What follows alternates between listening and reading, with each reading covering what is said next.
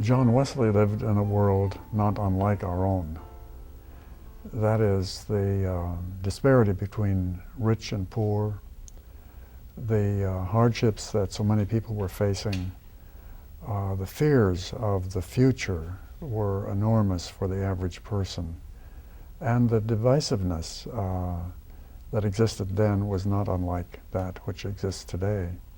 When Wesley first created the general rules, he was speaking to persons who had come to him and asked him for a way of living that would keep them close to God, keep them faithful to God, lead them toward God, but also lead them toward faithfulness to their neighbor, to the great commandment.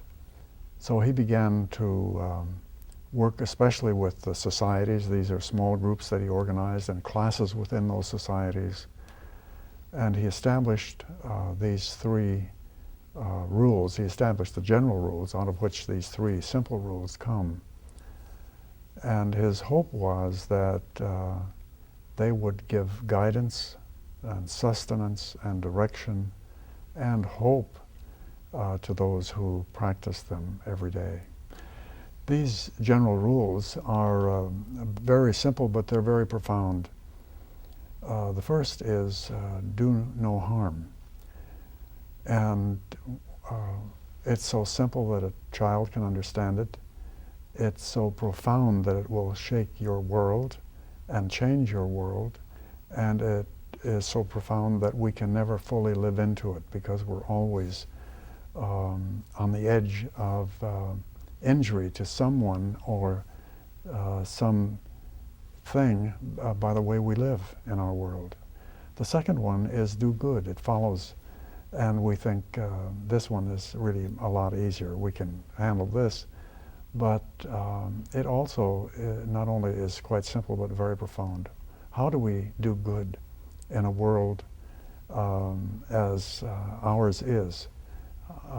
How do we decide what good is, and how do we decide to whom we're going to do good, for whom we're going to do good? So it's not as simple as it sounds, but it is so simple that if I teach my children or grandchildren, even when they're very young, they can comprehend what it means to do no harm, and they know what it means to do good. They can understand this concept. But as they grow to maturity and adults and become grandparents themselves, they will also discover that there is still room for them to expand their knowledge of what it means to do no harm or to do good. And the third rule, Wesley called keeping the ordinances. That is, having the disciplines in your life that will keep you faithful to God, that will help you stay in love with God, that will help you, that will help to guide your life throughout a lifetime. John Wesley, I think, believed that the core message of the gospel was that God's grace reaches out to everyone. No one escapes, no one's left out, no one's too good, no one's too bad. Everyone is included in this marvelous grace of God that sweeps all of creation and touches everyone. We cannot escape it, we cannot avoid it, we can ignore it, but we cannot avoid this grace. And because this is true, he believed that every person could live fully, completely, joyfully as a Christian.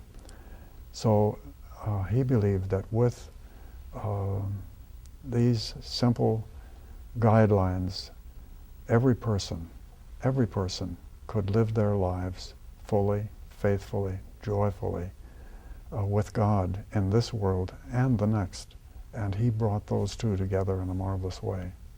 Wesley's message appeals to us today and fits us today because our world is very similar. There are few people today who are not, at least on occasion, gripped with fear about the future. We have questions about the road we're on, whether we're within a congregation or even in our families or our country, our nations.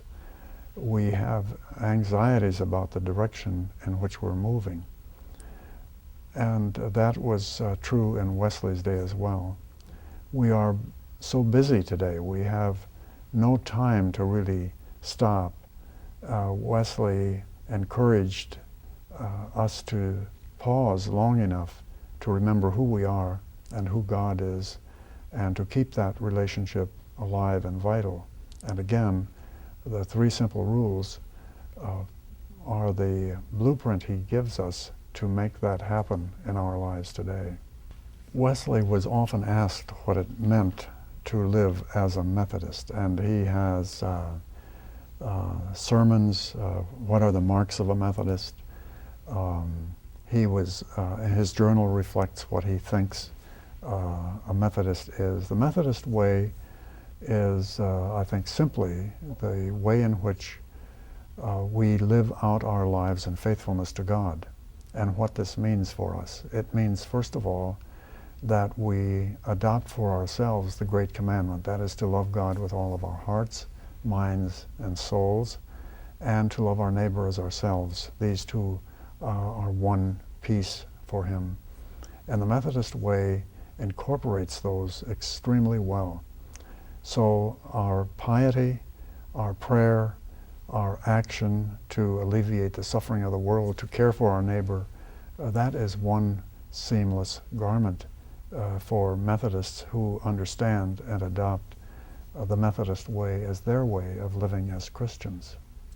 For United Methodist Christians, this also means a way of life that is different than our culture, and perhaps it's different than many denominational approaches to the Christian faith, because it is very methodical.